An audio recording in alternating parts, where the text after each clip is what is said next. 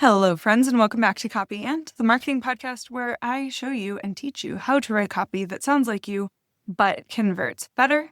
My name is Sam. I'm the founder and lead copywriter at Nomad Copy Agency. And today I want to talk about something that's been coming up a lot in conversations with my clients. And that is where and how to disclose if you are using AI in your business. And here's the origin story here is that I had a client a couple of months ago. She is an attorney. And she has many sales pages on her website.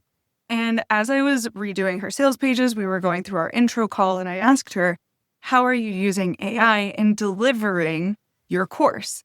And she was like, I'm not, so I don't need to say anything.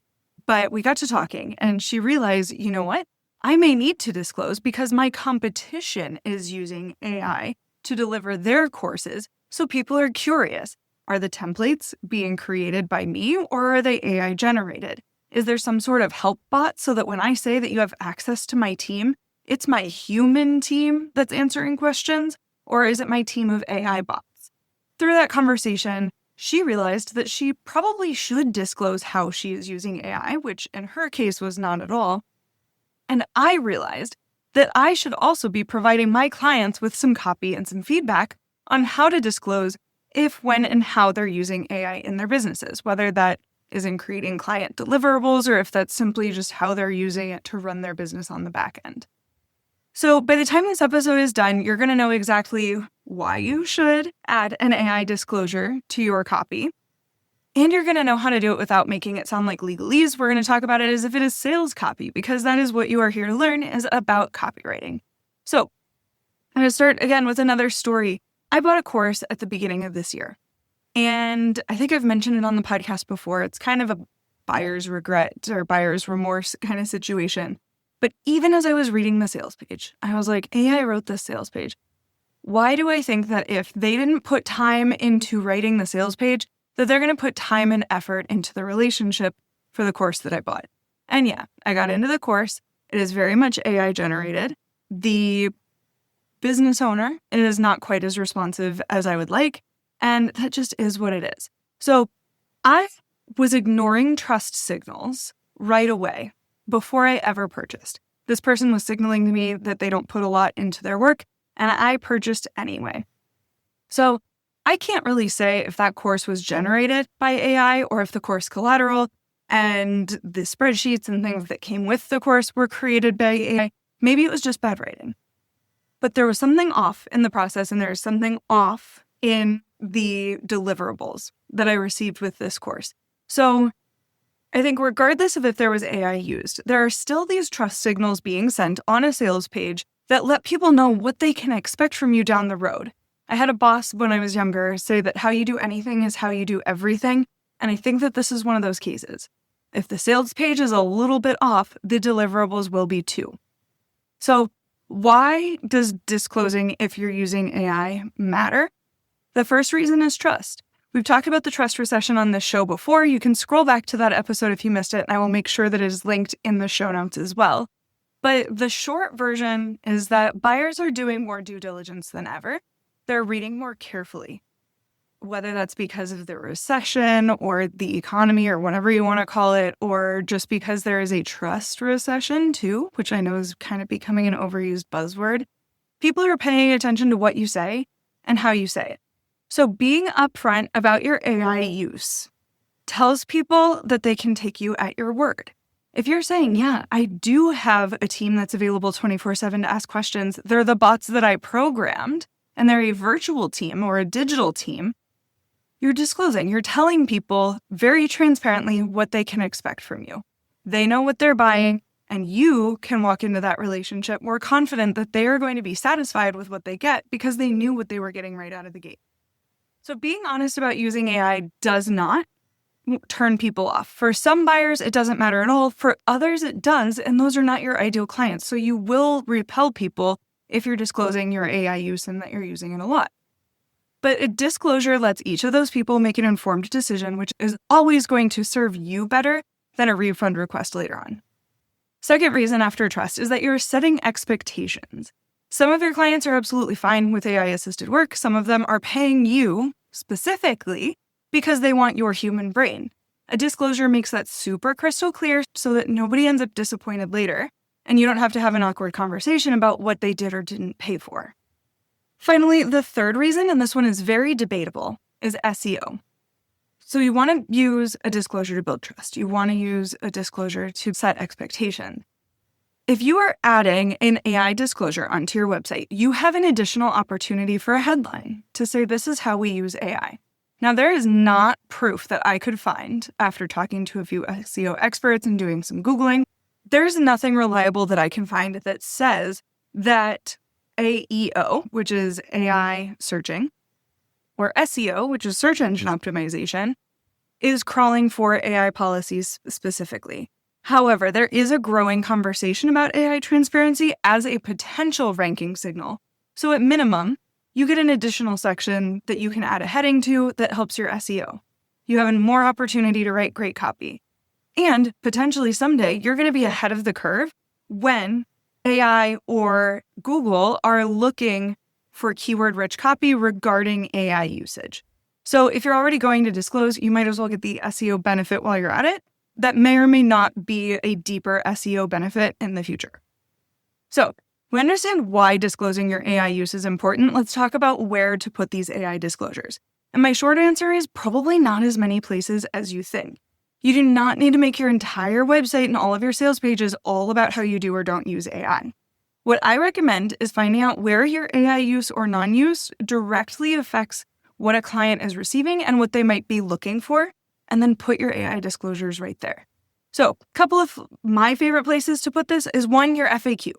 This could be your FAQ on your sales page or on your website. But this is where people go when they already have questions or when they may have objections that they're looking for you to handle for them. So this is a super natural place to put an AI disclosure. It's not making a big deal out of it. You're already being able to put a heading. So again, this is great for SEO, is it's an additional heading where you can answer a question before they have to ask. So if you don't use AI, you can say something like, who creates the copy inside Copy on Demand? And the response would be something like, a human. I give 100% of my feedback directly. None of it is automated by bots. So it gives me an opportunity to be super specific and super transparent about how I'm using AI. And by the way, as I go through this, I have created an AI disclosures template.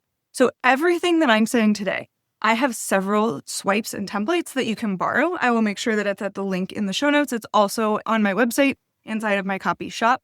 But this template and swipe file has examples that you can pull and use directly on your sales pages, on your website, in your emails, in your FAQs. I have dozens and dozens of examples, and it's less than $50. So again, I'll make sure that the AI disclosures template is listed in the show notes. But first place, FAQs. Second place, we want to put this on your sales page.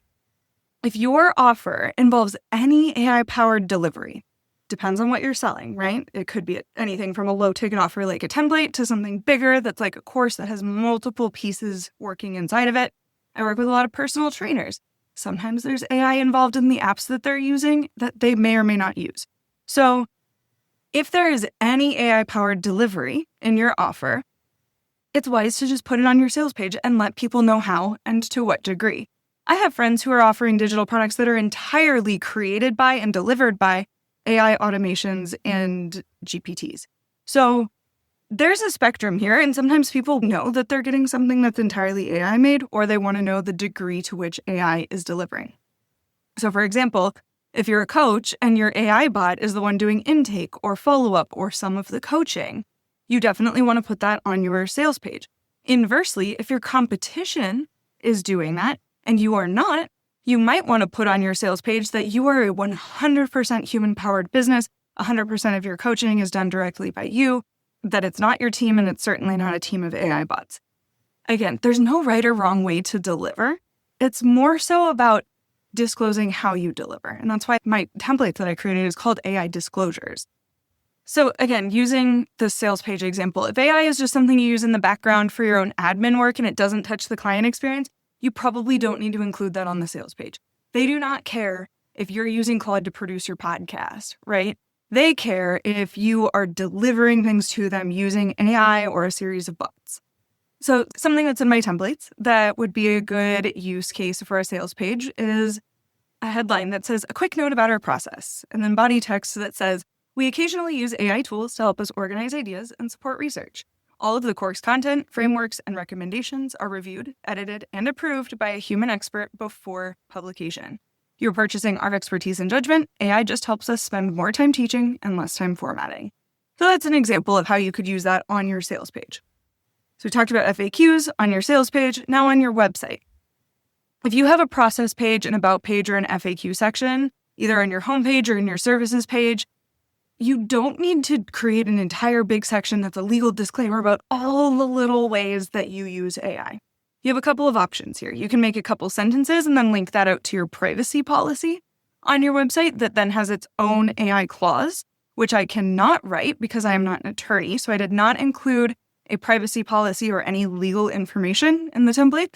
But what you can do here is not write a legal disclaimer, but you could either link out to a legal disclaimer, like your privacy policy, or create some fun on-brand copy that reflects your values. So an example that you could use here is, around here, you always get a human as your headline, with body text that says, we believe that you hire us for your skills and not the kind that Claude uses.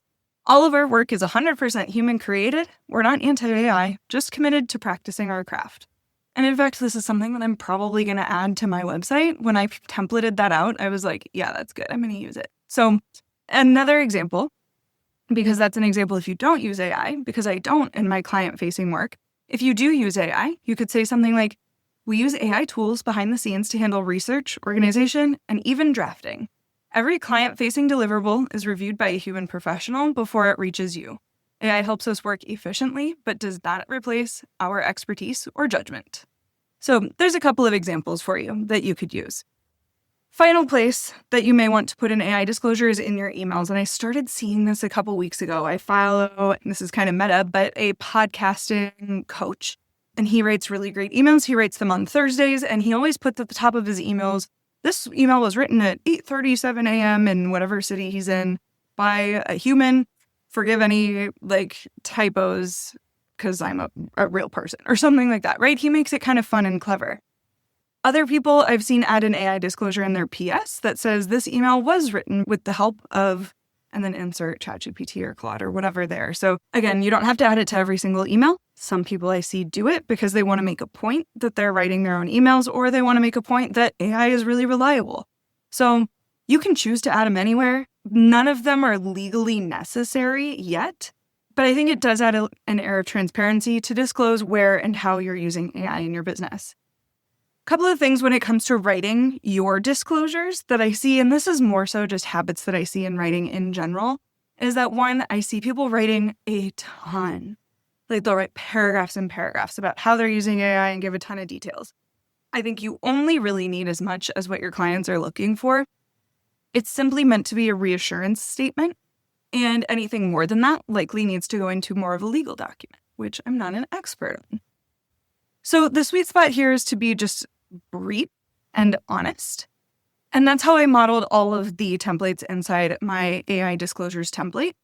I organized it so that you can go through it section by section and grab what you need for each section of your website or sales page. They're meant to be a little bit fun, a little bit light, and certainly brief so that you can add them to your website. Hopefully, eventually, it'll help you with SEO, but it will help to keep you transparent with your client. Because the problem isn't that people don't want to disclose. It's probably that you simply haven't thought about disclosing your AI use yet, or you feel that it's already really obvious and it might not be.